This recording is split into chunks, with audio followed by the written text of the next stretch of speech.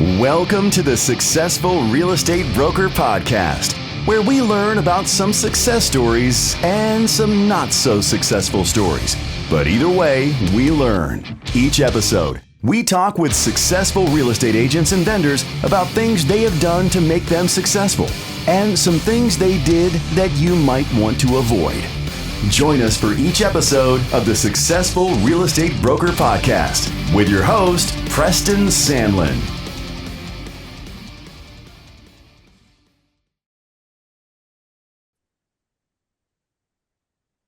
All right. Well, I am back with my good buddy Destiny.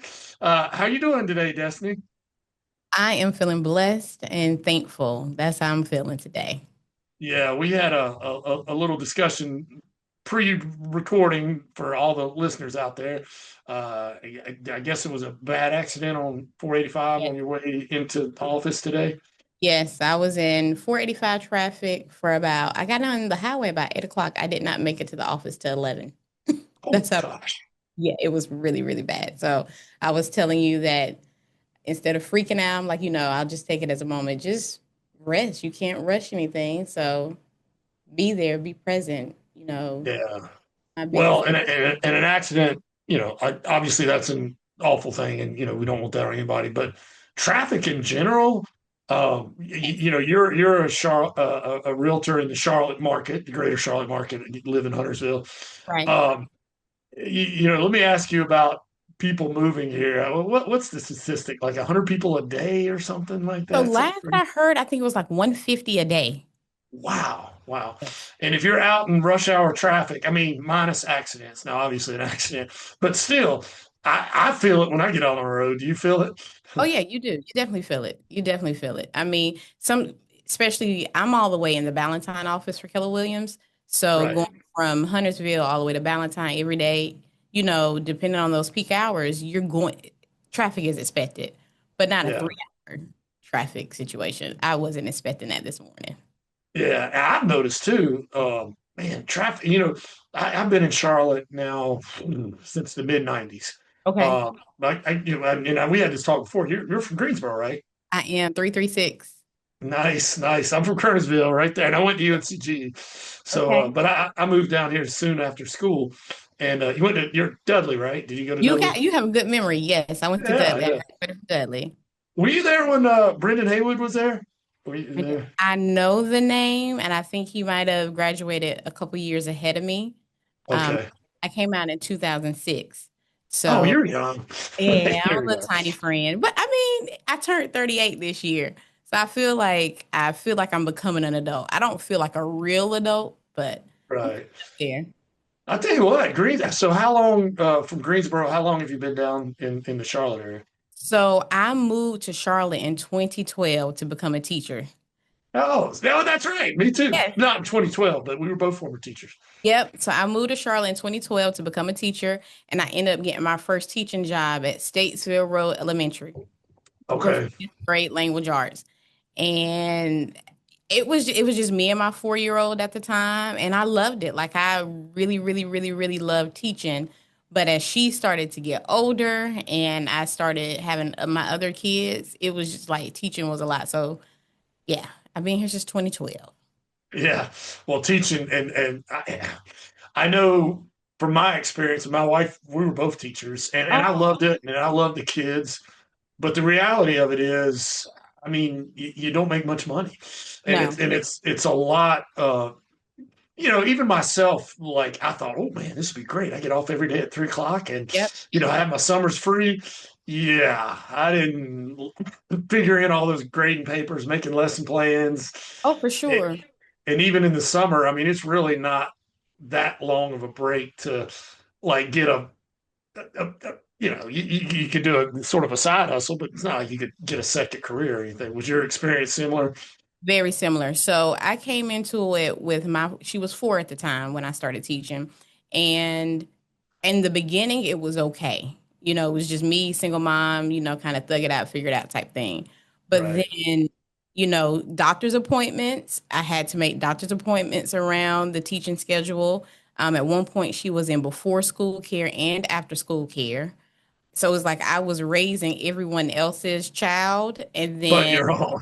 but my own. And Right, so I right. was like, it has to be a better way. And then, even down to purchasing my first home, you know, I was able to do it because of the steady income, but it was still like I saw not, and I hope it's not taken the wrong way, but I saw a different life for me and my daughter. I wanted Sure. something, that was a bit more expansive and, not just set to. I couldn't see myself doing that for 30 years. I just couldn't do it. And I was an excellent teacher. I really was. Like the parents requested me to have their kids in my class, and I taught in a Title I school.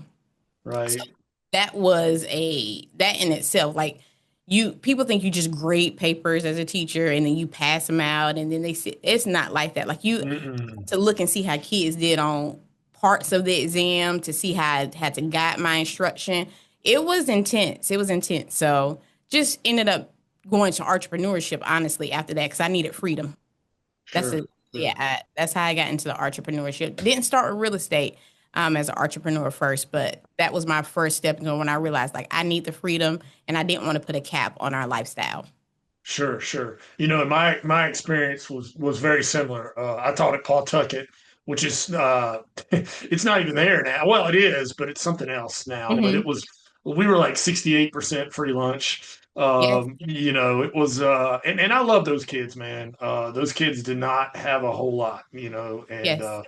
but and then my wife had a similar experience. She was a teacher, and then by the time we had our second child, the cost of daycare for two, she was like, like you said, she was raising everybody else's kid but her own. So she stopped teaching, and I started working for a home inspection company, Hmm. and just got on my own license and whatnot. But one big similarity, I think, between teaching and what both of us are doing now is Hmm. helping people.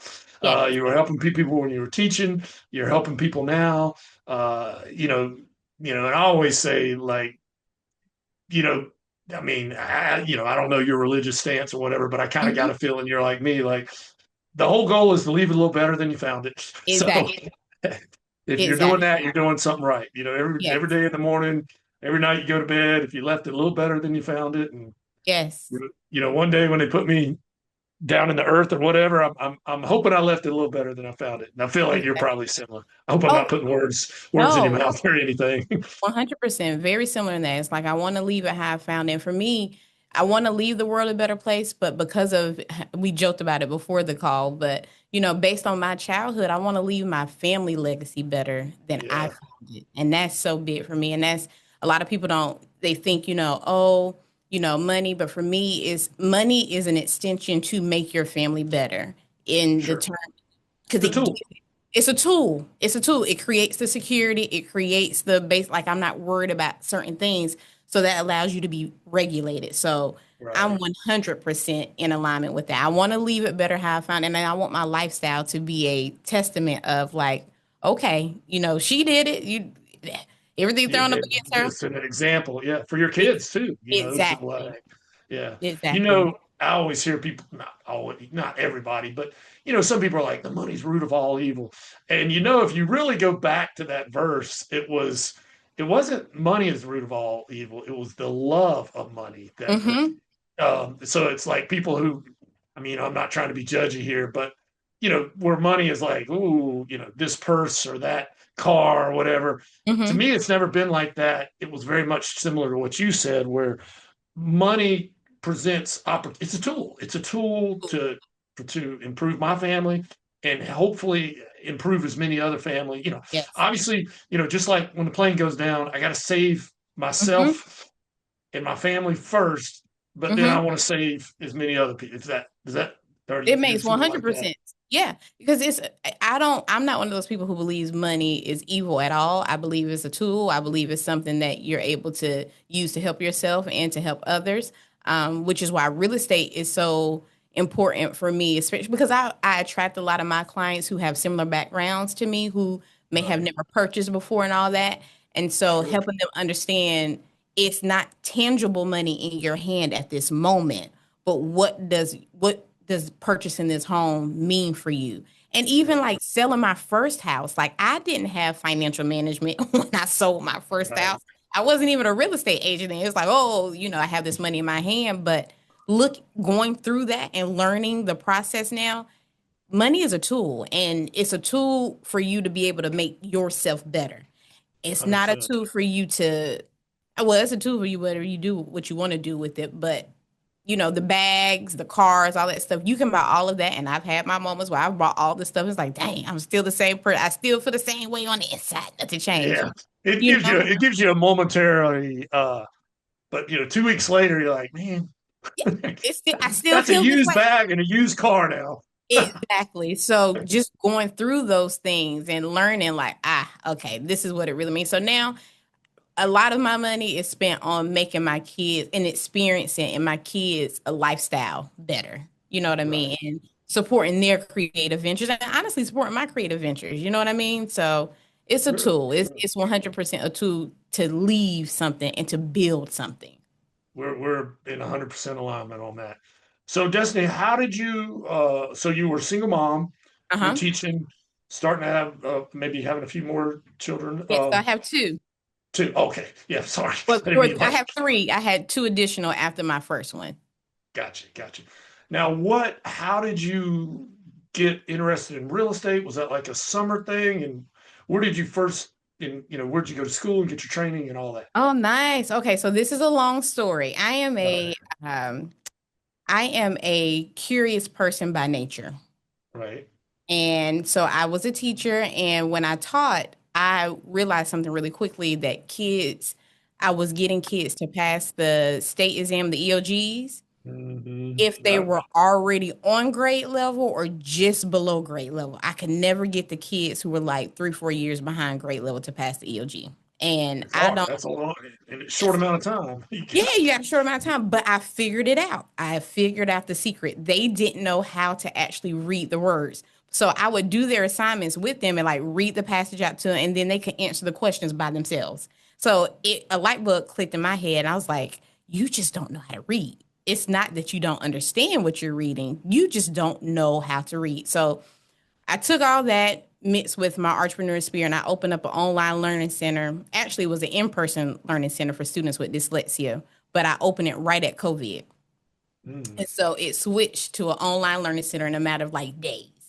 And so I did that it was called Creative Reading Coach, and I wrote the curriculum, all that good stuff for it. But that was my first time being in business.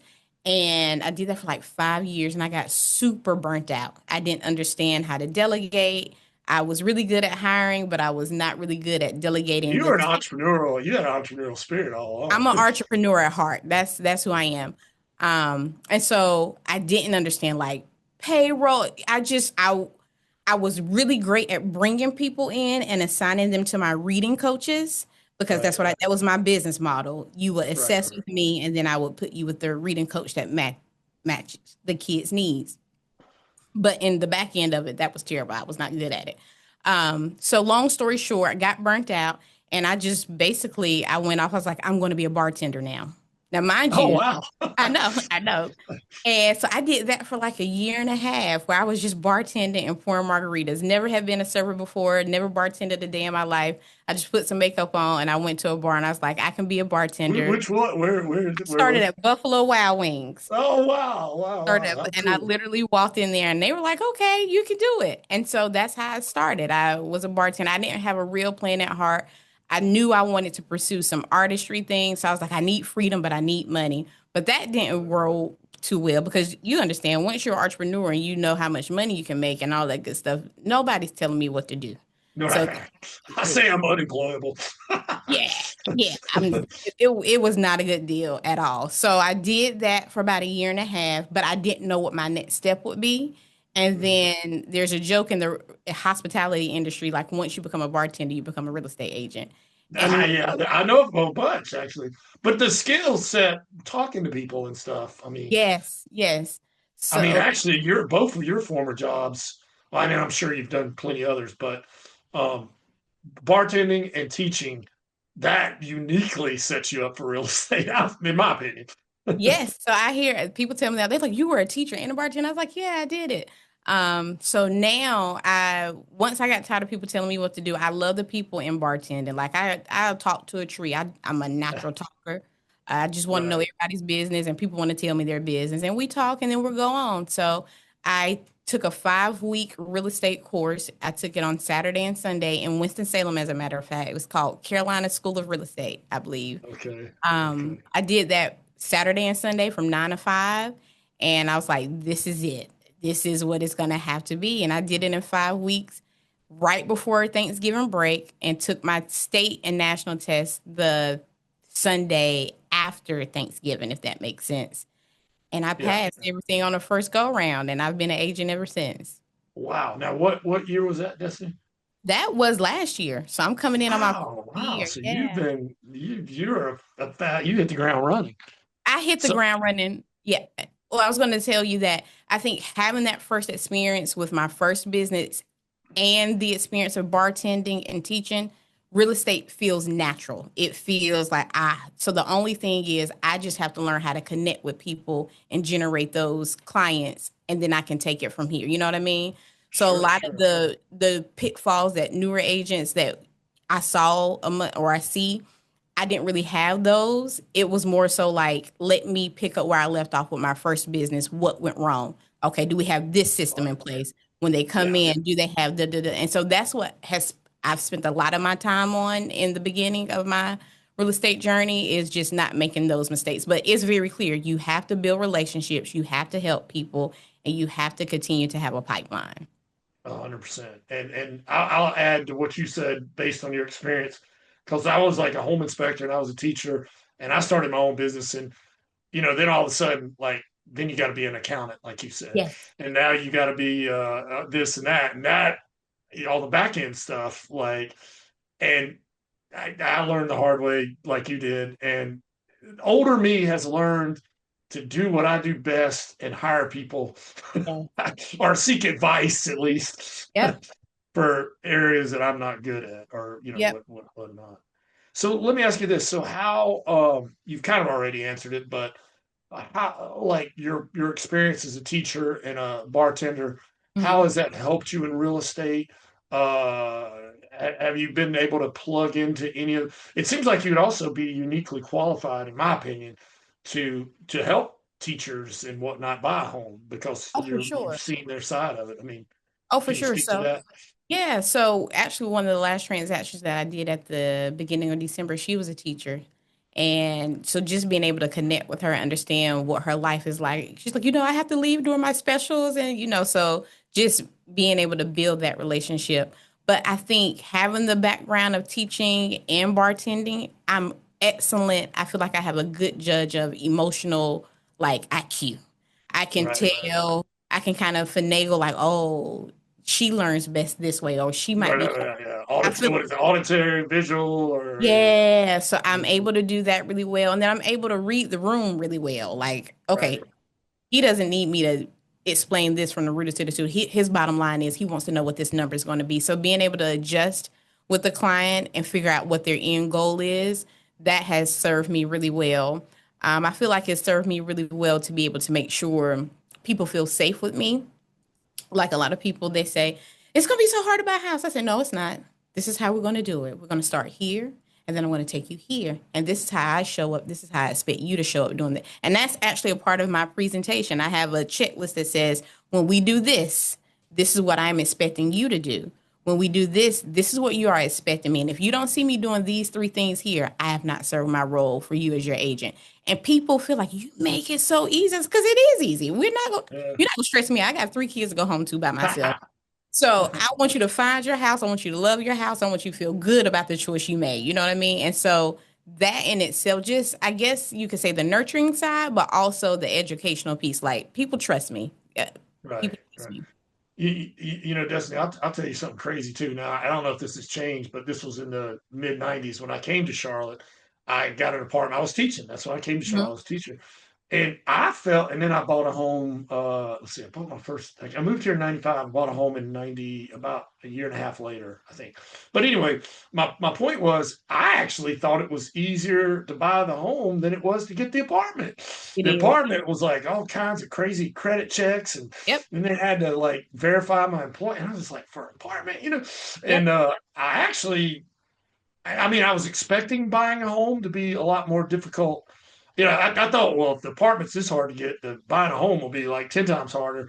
And it Mm-hmm. wasn't at all. I mean, I did have a little bit of money for a down payment, which I expected, Mm-hmm. but yeah, no, You hit it. that's great. You hit it right on the head. A lot of I encounter a lot of that, especially with people who have never purchased before. They're like, it's gonna be so difficult, and it's da da da da da. And then what happens once I simplify it for them, they get scared because they've already made up in their mind that it's going to Right, be.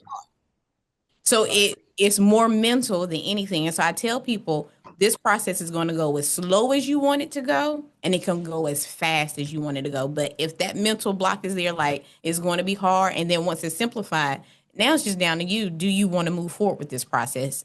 And I can't change that for you. I'm not one of those agents. If someone tells me if we start and somebody stop, I'm not going to chase after you because that means that I'm running behind you, and then you're gonna regret your decision. I don't do that. We go as fast as you want to go. We go as slow as you want to go. right. Well,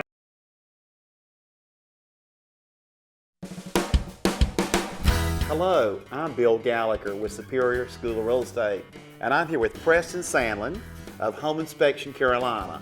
Preston, I've always liked your style, especially those pants, and also I've been interested in the home inspection business for a long time. Well, Bill, that's ironic. I've always admired your style, and I've always admired your ability to educate these fine folks for sometimes 4-8 hours a day. I wish that I could do what you do. Hey Preston, wouldn't it be cool if we switched? Preston, we sure got what we wished for, buddy. We sure did. And now that you're the expert, Bill, I mean, you are wearing the pants. And I'm the instructor and the educator. Tell us what Home Inspection Carolina is doing these days to make the home buying process easier for realtors and home buyers. Well, Preston, all our home inspection reports now are online for the real estate agent and the client to review the report online and to be able to create a repair list basically online by either clicking repair, accept, monetary compensation, and once they prepare the request, they can then press email, text, or print right then. You mean it's all automated, Bill? Absolutely, we are high tech. Wow. What else is Home Inspection Carolina doing different these days? Well, Preston, we're training our home inspectors to be non-alarmist. We are training them to put things into perspective and to simplify the message for the hopeful homeowner. Non-alarmist is key, Bill. You remember those days of the 100-page reports and those 3-ring binders that would just go on and on and on, la la la la la la la la. Thank you for being a good non-alarmist. And Preston, one more thing. We fix the small stuff for free. Do you remember when home inspectors always put those little nitpicky items on those reports? Oh, bless their hearts. Well, at Home Inspection Carolina, if we can fix it in 5 minutes or less, we do it for free. We're better with a caulk gun than a keyboard any day. We just fix it. You mean there's no cost for this, Bill? Preston, it's free. Wow. Well, Preston, these pants really are a catch. Well, Bill, I've enjoyed wearing the suit, but I don't think I could wear it every day because I got to fix the small stuff for free, and I don't want to ruin a good suit. Preston, it's been a lot of fun flipping the switch.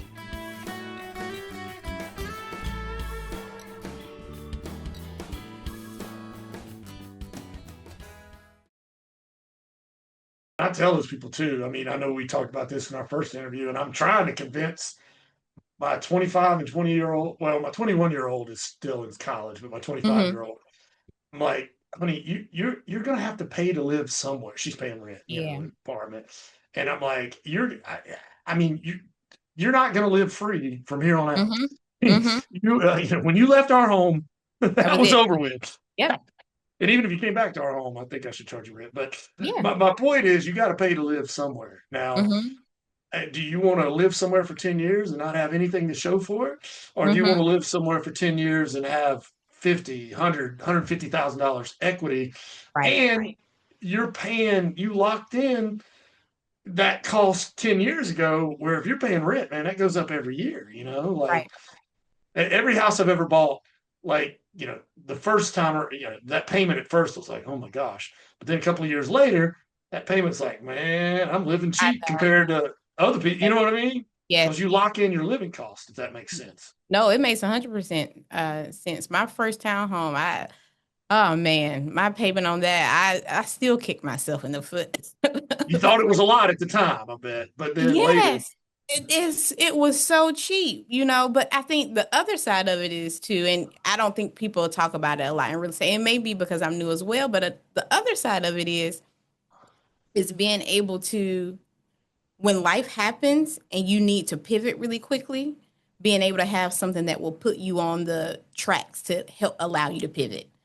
So if you need to sell, you have that money sitting there. I'm not saying go sell it because I kick myself in the foot. But on the other side of it, it allowed me to start my life with my kids, you know what I mean, in full, and to really kind of create some stability for them. You know what I mean? sure, sure. Yeah. All right, So, so I have to ask Destiny, what okay. was that payment on that townhouse? You ready? Yeah. This was 2014. Okay, so 11 years ago. Yeah. $672. Wow, you beat me. My house payment in 1995 was $750. And at the time I was like, oh my God, how am I What ever am I gonna gonna do? afford this? Yeah. Six, Don't seven. you wish your payment was 600 and some dollars I right now? wish. I didn't have the education piece, the educational piece behind it though, yeah. So that's why I explain and when I do have buyers and all that, what you said, you're locking in. And not only that, it's never gonna be this cheap again. Never. Yeah, You're like, you're it's never going back. It's only never getting more. And it's kind of like that whole, what do they say?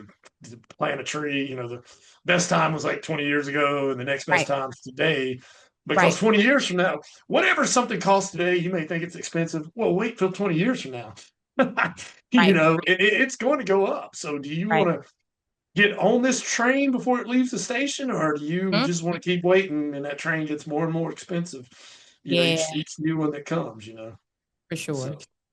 Well, I think that helps the fact that you've been through and learned what you learned. Does that help you help clients because you've been in their shoes? Oh, absolutely. Even down when it comes to the selling side of it, it's like I think back on my buying and selling experience. I was like, my agent didn't do this.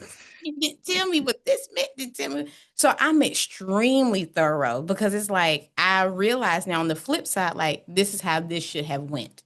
You know what I Right. mean? So I sometimes and I'm not for everybody, but I am for the person who wants to know this and why this is happening and when this is happening, that type of thing. So for sure. Everything Awesome. that happened in my transactions that I didn't like, but I didn't know I didn't like it until I became an agent, if that makes sense. Right. No, no, no. So many people, and I know like a lot of home inspectors that became home inspectors because they didn't have a great home inspection experience. They Oh, used that's another not company. true. No, no, Yeah. no. They didn't use you.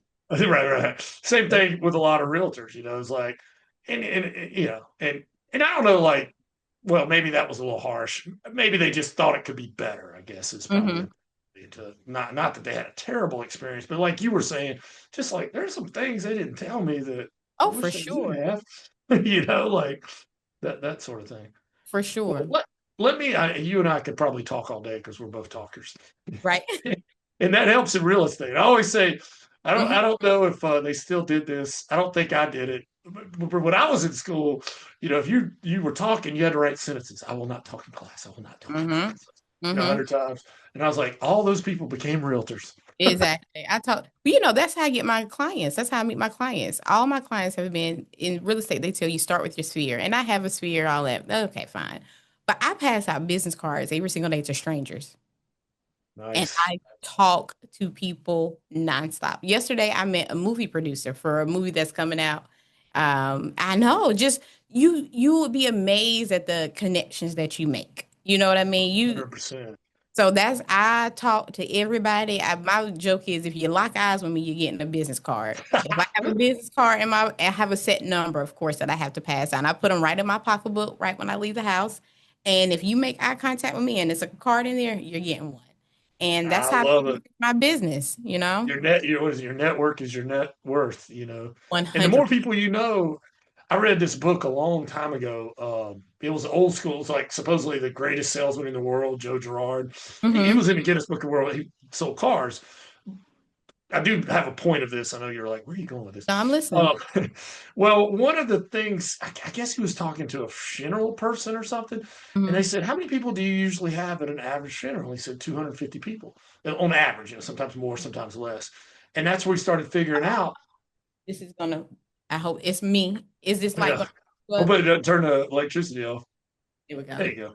Well, I mean, the whole thing is everybody knows 250 people. Right. So everybody you meet, and every one of those people know 250 more people. Right. So, just like you said, every single person they might not need your business right now, but they Mm-hmm. might someday in the future, or they might know somebody, and you can Yeah. help them. I do. I also put like my sticker on the back of my computer, so if I'm in Mm-hmm. Starbucks or something, and I've had I can't tell you how many times people come up to me, "Are you a home inspector?" Because I got like my thing. Well, I'm looking at houses. Like, Right. really? Right. So I don't know if you have something on the back of your computer, but get something. Yes, I sure will. I sure will. And I started thinking, I was like, if I have to do some work anyway, let me go out. I'll pay that $4 for a cup of coffee or something to Yep. be out. Because almost every time I've met somebody that, Yep. like you said, if they lock eyes with me. It's over. You're Yeah. a client So now. so let me touch on that, and then we'll get to the fun part here. And I don't want to hold you Okay. up all day. But new agents getting into business, Mm-hmm. there's a lot of agents that wash out in this business. It's a tough business. I mean, it is It's a tough. tough business. It's Yes. not for the faint No. and hard. You almost kind of need that entrepreneurial spirit, like what you had. And, Mm-hmm. you need to be able to, I say you're going to get rejection. You got to, you got to have Mm-hmm. tough skin, and Mm-hmm. it's not for everybody. What there's multiple ways to prospect, and you've already talked about how you just never met a stranger, which is one way. What and there's multiple ways that are successful. I've never been one person to say like, well, do this, and this is the only way you can be Right. successful. I feel like there's multiple ways. What what type of prospect, if you were talking to a new agent and they're Mm-hmm. looking to find business, like how to find buyers and sellers, or what would you tell them? Well, what do you enjoy doing? It's that simple. What do you enjoy doing? I know it sounds, simplified, but me, I actually enjoy walking up and talking to people. Hey, my name is Destiny. Do you mind if I give you a business card? And then they start telling me about everything else. You know what I mean? Right. Um, but I would say, what is it that you enjoy doing, and what can you sustain? So even though you have a cold call, I'm going to cold call, I'm gonna dial this amount of numbers every single day, blah blah blah. Is that sustainable for you, for your Right. personality? You know what Yeah, I mean? there you go. It works, but it's just not my personality, It's man. not my personality. Yeah, Me, I'm not one to go door knocking. The reason why I'm not a door knocker is because I'm afraid of pets, of a certain size. So, you're coming into someone else's environment. So for me is being super self-aware of what's best for you right, instead of coming in think and in that not only being self-aware but also being how will you best show up to serve those people when you do meet them. Because for me, if you cold calling all the time, you don't care if that person, you just want to hear a yes or a no. That's all you want, and right, then you're gonna hang up that phone. And then once you get that yes, your mind is so focused on making that transaction happen. Well, when I meet Sue at Verizon and she tells me she's moving because her daughter's having a baby, that's a connection piece for me. So I really want to help Sue find this house because her granddaughter's having a baby, or whatever the case may be. So being self-aware, don't just think you have to do what everyone else is doing. And I would say, I'm learning this myself, allow for those strategies to take time and the systems to support it. So for example, I pass out 12 business cards a day. The next day when I come into the office, first thing I'm doing is I'm logging. Okay, how many cards did I pass out? How many people took those cards? How many people converted to a consultation on the spot? I'm logging those numbers. That's oh, nice, sustainable for me. You know what I mean? sure, And sure, then that way I'm able to track to see, okay, well, I know on an average, if I want two closings, I need to talk to this amount of people. So basically finding things that are sustainable for you with the system that works to make you do it. It should not be any tension to where you're not going to do that. You know what I mean?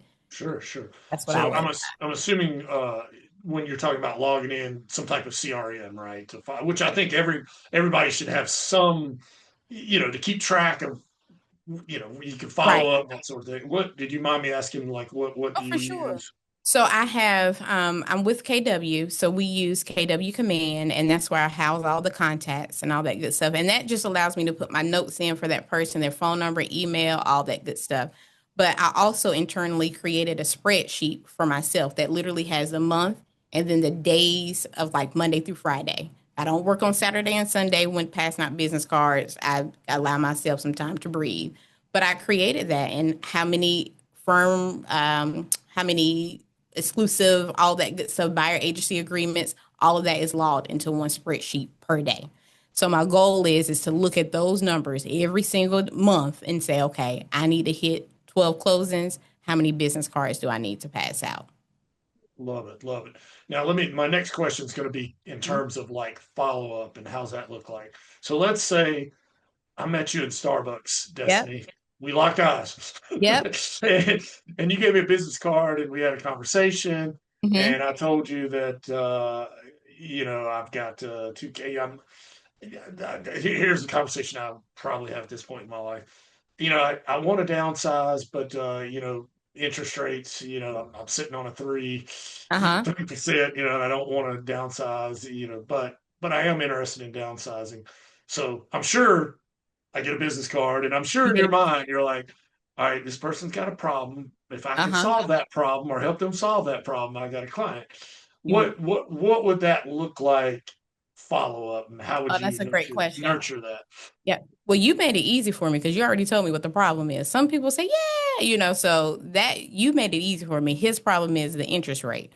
Okay, fine. So first thing I say is, well, you date the rate, but you marry the home and you marry the price. Right. You but in terms of the follow up, it's as simple as logging it in, and then they have a drip that they're on. You know what I mean?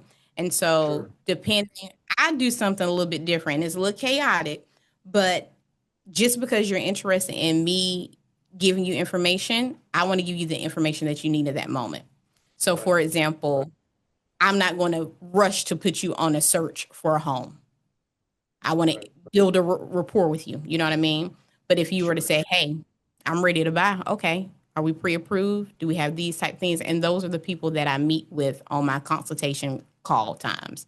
But the simple answer to your question is every day from 9 to 10:30, I'm on the phone with people, That's following smart. up the Smart. previous day. Yeah. Smart. And then the drip campaign is sort of like email and I remember KW I think has that thing, correct me if I'm wrong, where it's like what is it, 33 touches a year or something like the millionaire So real there's estate agent or yeah, it's something the like that. millionaire real estate model.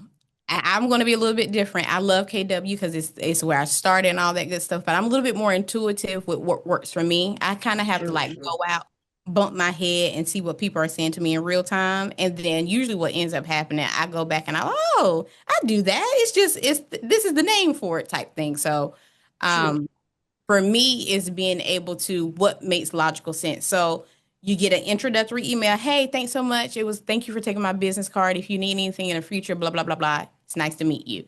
So that Right. automatically puts them onto the email list. Once they're on their email list, then they get like a social media follow. But I do this over a course of like 8 weeks. So on week 4, you get like a social media follow. Oh my gosh, I just met you. Da, da, da. But on week 2, I exchange text messages. Hey, how's it going? So there's a sequence pattern for how I'm able to build that relationship with them. And then from there, they're just inside that CRM, getting those weekly emails, that type of thing. Awesome. Well, last question before the lightning round. I know Hmm. I No, don't it's want to. I okay. know you got work to do today, and I've been yapping. No, it's Um, okay. so let's say that I buy with you, Hmm. or we do a transaction. Hmm. Is do you and this is the number one thing I hear all the time about real estate. You have a transaction or whatever, and then 5 6 years later they do another with a different agent, and it's like, No. why didn't you use the same agent? Because that agent didn't keep up with them, Yep. didn't stay top of mind. I Yep. mean, what do you do with like somebody you've had, a customer, client, they've been your client, but do you nurture them? So like, hey, and again, remember, they know 250 people, Right. and they're going to need a house again, or they're going to have some real estate Right. need, but it's not so much that. Also, they got friends, So that's Exactly. my So for me, I think that goes back to what I said earlier of how I attract my clients. So my clients keep up with me just as much as I keep up with them. I'm getting pictures on Christmas Day. Look at what we put in. that's good. That's good. Like That's good. they're excited. Sometimes I think my client relationships we're a little too close. I'm like, we're not like we're friends, but like I have not had that.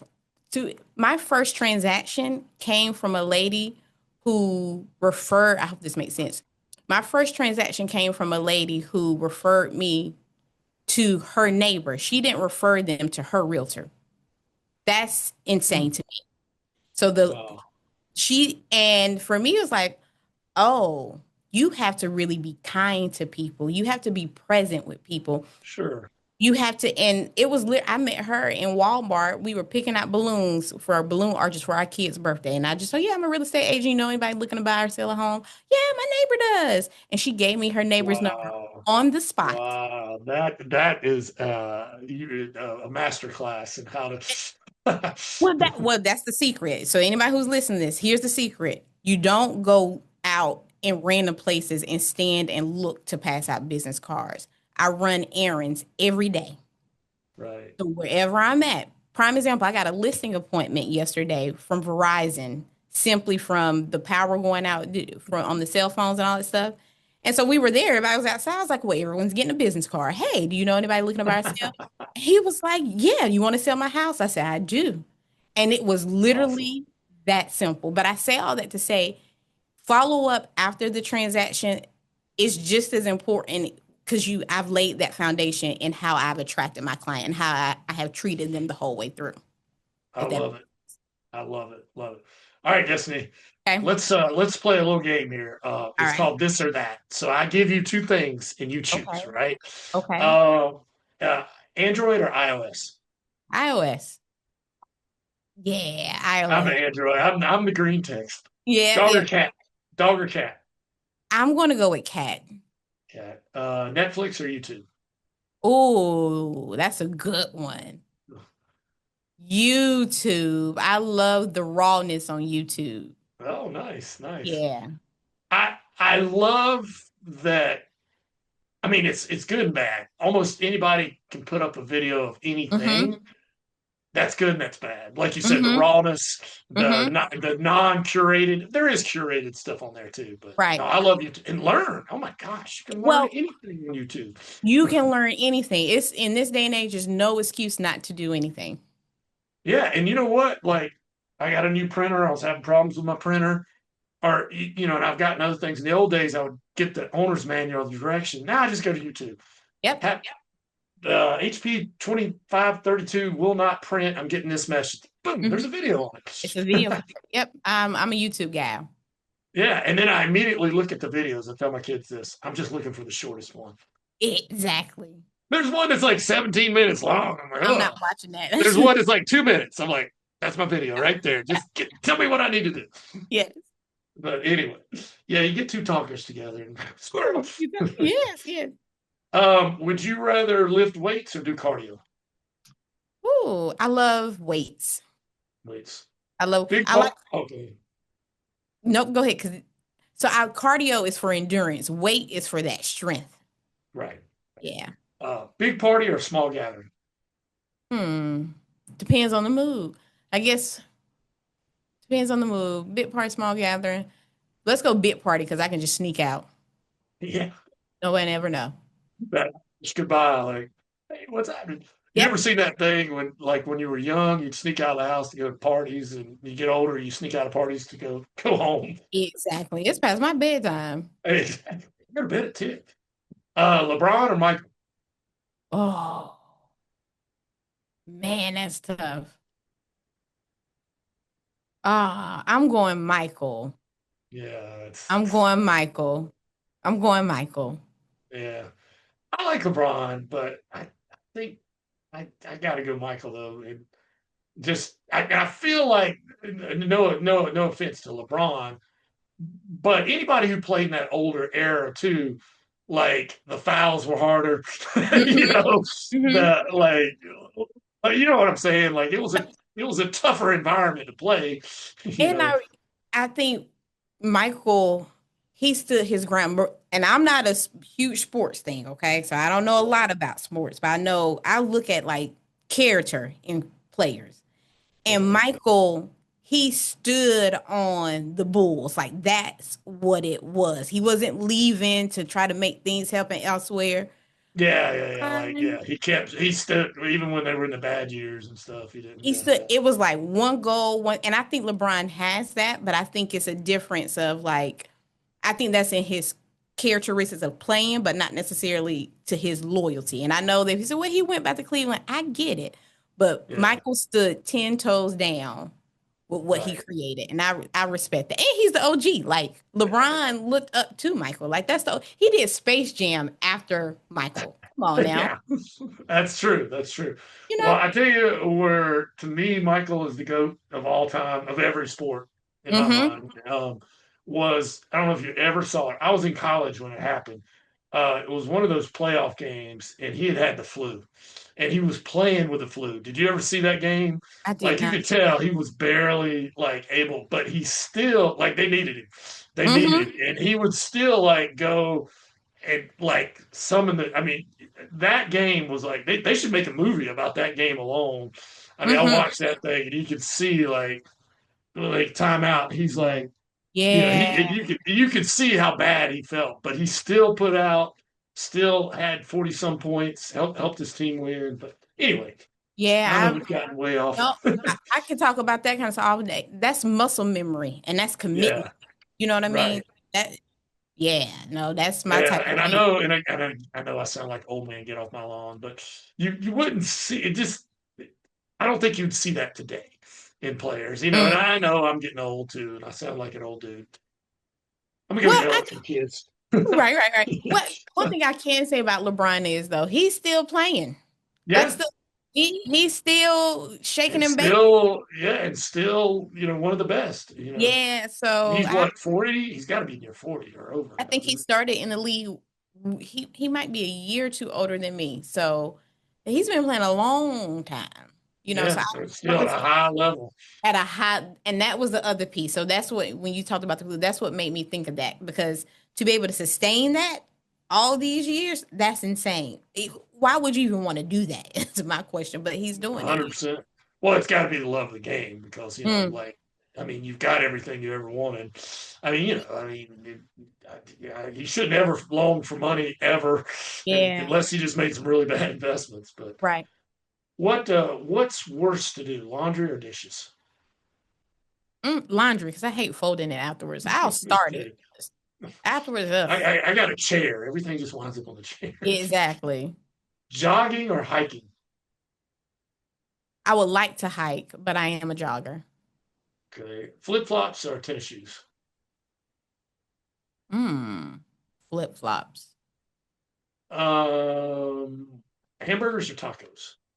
Hamburgers. You can never go wrong. Uh, when sleeping, fan on or off? Off. Beach or mountains? Beach. Beach or amusement park? Beach. Me too. Me too. Yeah.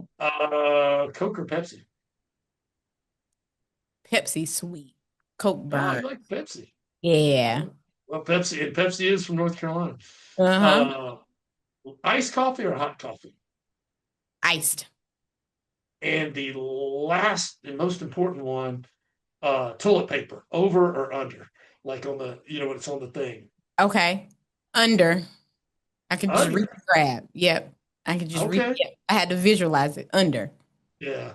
A lot of people say over, but I've had a few people say under. Uh-huh. And some people tell me like if you got cats, which I know that was your thing, that Uh-huh. if it's over, the cats will, you know, can just Mm. unravel the whole thing.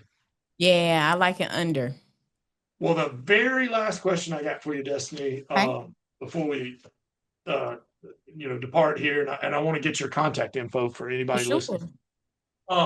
Funniest, weirdest, or craziest thing you've ever seen so far in a real estate transaction. You can change the names or leave the names out to protect the guilty. I mean, the innocent. Uh-huh. What's they're showing a house or an inspection, whatever. What is the craziest or wackiest thing you've seen or encountered? I had it was a couple Okay, who were met them. I won't say where I met them out in public in a store is what I will say. okay, And they took a business card, came in, signed all that good stuff. They were not married yet. Okay. okay. And so they were moving in together, buying or purchasing this home together. And we went to look at a house, and next thing you know, it became a whole life story of why if we should have a big wedding in Jamaica, a small wedding in up at by the airport, or should we buy this house? And they started crying, hugging on me, and I'm like, I think this has gone way different than I anticipated. So it's like I became a marriage counselor. Like, okay, well, he's saying he wants a large wedding because of this. What do you hear him saying? And it was a lot. I didn't know how, and this was Wow. early on in the beginning of my real estate journey. So I was like, I don't know how to. But after that, anything I said, they trusted me to do whatever after that because it's like they let it all hang out right there. Yeah. Wow. Well, I'll tell you what, Destiny, if my wife and I get in a fight, we might be calling you and be like, Call me. Destiny, we need to. I think it's the three kids. I want people to, do you hear what she's saying? Yeah, I caught that. That was Tell, good. That was tell, good. tell me what you hear her saying. All right. Yeah, I'm that's very good. much so like that, partly because I just want to get to the bottom of it and then we move on. You know what I mean? But that's what that, Although there is one surprising part of what you just said or in there, and I was like, wait a minute, the guy wanted to be the what? guy wanted the big wedding. He wanted to Most show off. guys, including myself, are like, He was the ring it's. leader. No, he was the ring leader. He wanted the I mean, big. I could have gone to the justice of the peace, and That's what she was saying. She's like, we don't have to do this, and this is going to cost this, and this is going to cost that. But we got him to the finish line, but I was not prepared for that. And they ended up coming in the middle to have the wedding of their choice, which will be happening in August. So yeah. awesome. Well, let me I'll let go. But one thing I found out doing home inspections, Destiny, is Mhm. I mean, I train the guys this, in every coupledom or whatever, two Mm-hmm. people. And I love everybody, no Right. matter what lifestyle, whatever. Right. In every coupledom, it always seems like one person is a little bit more the left brain, maybe, and one's a little bit more the right brain. I mean, I'm not, you know what I Mm-hmm. mean? Like one Mm-hmm. person's more the just the facts, or Mm-hmm. I want to know, just don't, and the other person's a little bit more like woohoo, more emotional or Right. whatever.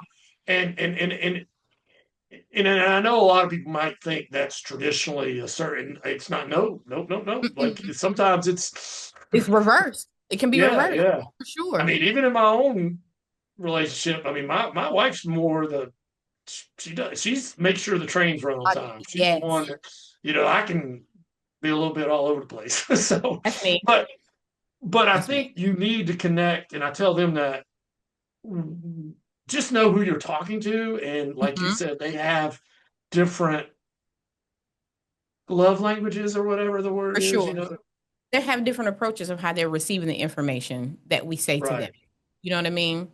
Versus right, when you're dealing with a single person, you just like, all right, I just need to figure you out. This is how she gonna receive it. But when it's a couple, you definitely have to figure out, okay, he need to hear you say that it's gonna cost this, and she needs to hear you say that this house is sitting, in the best school or whatever the case may be. right, right, right, right. Exactly, exactly. She cares about the backyard and where she's gonna put her garden. Talk to her about that. That type of thing. But then there's also a delicate science of making sure they both feel her in the same time, which I think is a skill itself. Because I think that's what helped with that couple. They saw that I wasn't just going to one side. You know what I mean? Right, I was right, able to receive from each side, say, okay, and here's what we're going to do. And she ended up right. crying on my shoulder. She's like, we had been able, I didn't know. I was like, okay, girl, we got you. So it is. I That's really, it. You got a skill set. I'm going to make a bold prediction right here. It's okay. not really that bold, but I feel like I'm going to see you on the cover of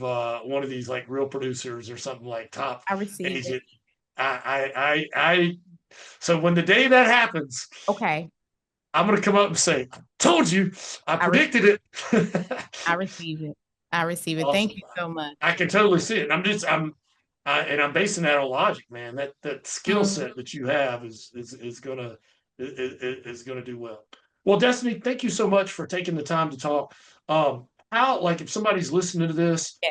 and they got some good info, but they would like to know more, or is there any way they could follow you on social and give you some likes and follows or whatever the kids do these days? Where can they find you and all that Sure stuff? thing. So I am, when you come follow me, you're going to get my real life. So I'm going to give you my personal/business Instagram page.